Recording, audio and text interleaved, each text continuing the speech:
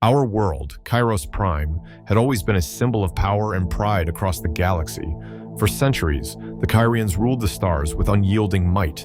Our people were raised to believe we were untouchable, invincible. I was among those who felt the pride of the Kyrian fleet. Each new challenge to our empire was just another chance to prove ourselves. So when the humans arrived, this upstart species from an obscure corner of the galaxy, we barely noticed. Their technology was inferior, their fleets laughably small. Our council ignored them, dismissing them as a curiosity, even as they expanded. But humans have a peculiar stubbornness. When they found themselves on our borders, they didn't flee as expected. They dug in, creating colonies that seemed more like fortresses than settlements. It was strange, almost offensive, to see them so unafraid. Then the council made the decision. It was time to assert our dominance. An all-out assault on their outer colonies was launched, a show of Kyrian's strength meant to remind them of their place. We expected a quick and decisive victory, but that was not to be. Our fleets clashed with theirs, and for every colony we took, they struck back, often in ways that defied reason. I remember the shock rippling through the ranks when we learned that they'd willingly destroyed entire starships just to deny us a foothold. The humans didn't just fight, they endured. They adapted, learned from their mistakes, and against all odds, fought us to a stalemate. Years passed, each side bleeding resources, losing lives. I saw comrades lost in battles I had thought would be won in a day. Cairos Prime felt the toll in small ways at first. Trade dwindled, outer colonies fell silent, and the messages of condolences increased. Still, we couldn't conceive of defeat. Kyrians didn't lose. Our leaders told us victory was certain, that this was just another chapter in our history of conquest. Then, one day, the council made an announcement. We would surrender. I couldn't comprehend it at first, and neither could anyone else. Surrender? The word was foreign to us, a concept buried in the legends of past failures, long before we'd claimed dominance over the stars.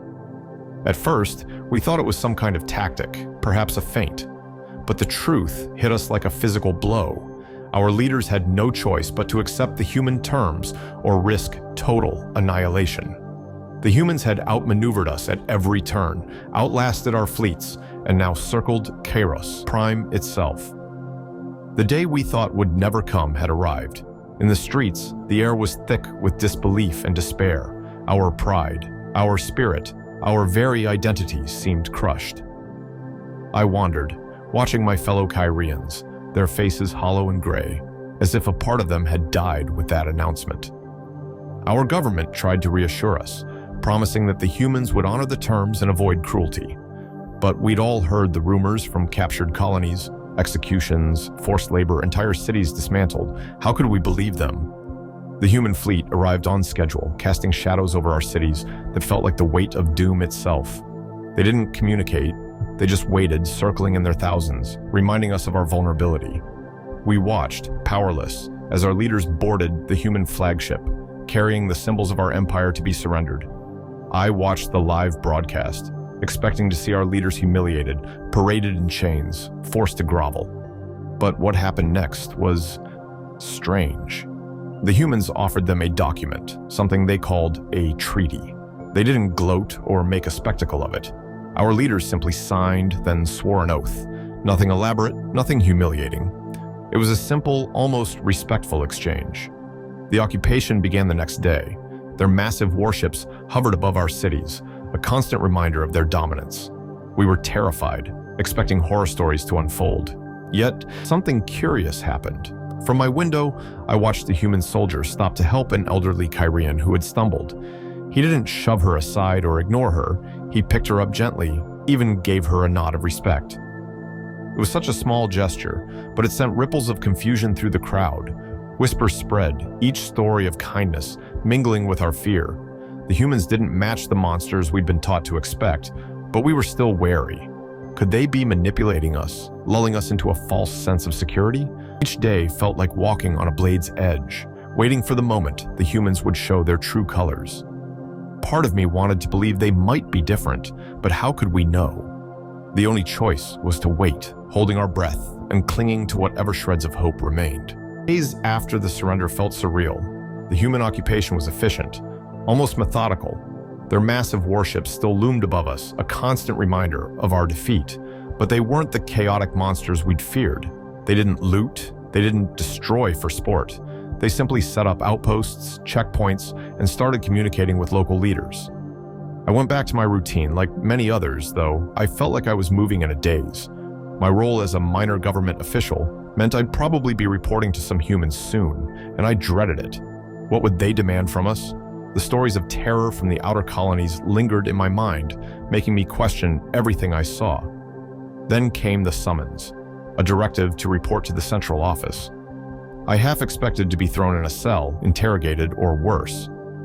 But when I arrived, I found myself in a simple meeting room. The human official walked in, introduced himself as Commander Hale, and gestured for us all to sit. He didn't have the menacing look of an invader, just an air of calm authority. "Thank you for coming," he began. "I'm here to ensure a smooth transition. We have no intention of disrupting your lives any more than necessary. Our goal is stability and order for the benefit of both our peoples." Stunned silence filled the room. I felt a flicker of something I hadn't felt since the war began: hope. Humans actually be genuine? Hale continued, outlining procedures and new regulations with a focus on peacekeeping and recovery. There was no mention of forced labor, no executions, just new standards for governance. But then, as he ended his briefing, he turned serious. "There's something else you should know," he said. "We received intel that your former leaders, those who led you into this war, may not have been honest about everything." Whispers rippled through the room. Dishonest. Our leaders. We believed in them without question.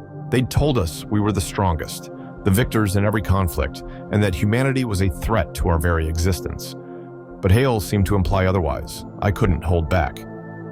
"What do you mean by dishonest?" I asked, half fearful of the answer.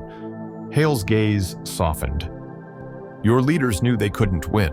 They knew early on that the human forces had technological advantages they couldn't match. Instead of negotiating, they chose to sacrifice countless lives, hiding the truth about the war's progress.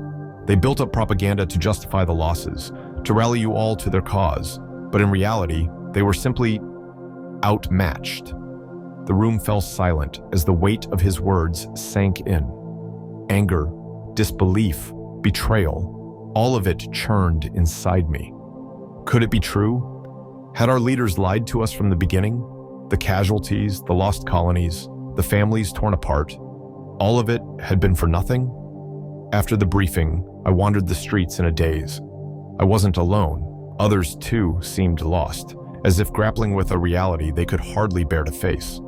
The human soldiers patrolled nearby, but they didn't interfere. They simply watched, standing like sentinels amidst our crumbling illusions. Days turned to weeks, and I began to notice other signs. The humans were reconstructing parts of the city, buildings, roads, even parks. They employed Kyrians, paid them fair wages, even asked for input. The rumors of forced labor and brutality from the colonies seemed more and more like the propaganda Hale had spoken of. And the more I watched them, the more I realized we might have been wrong about everything. One evening, something happened that shattered the last of my illusions. I was returning home when I heard a commotion in the square. A group of Kyrian civilians had gathered, watching as a child darted into the open, oblivious to the patrol moving nearby. I held my breath, expecting the worst. But instead of reacting with force, one of the human soldiers knelt down and held out his hand. The child, curious and unafraid, approached, and the soldier handed over a small ration bar. I watched as the child took it, smiling, before running back to their family. The crowd murmured in astonishment, and I could feel the atmosphere shifting. The humans weren't here to enslave us. They were, in their own way, extending a hand of peace. They weren't our conquerors. They were our chance for redemption, a way to rebuild from the ashes of our own arrogance. It was a bitter truth to swallow. The war, the losses, all of it had been driven by our leaders' pride and deception. And here were the humans, the ones we'd feared and despised, offering us a future. As I stood there, watching the soldier return to his patrol, I realized that maybe, just maybe, our surrender hadn't been the end. Perhaps for the first time, it was a beginning, a chance to rebuild, not as conquerors, but as a people humbled and wiser. Not a subscriber yet? This might be our final encounter, but if you join us, you're locking in a front row seat to the mysteries that lie ahead.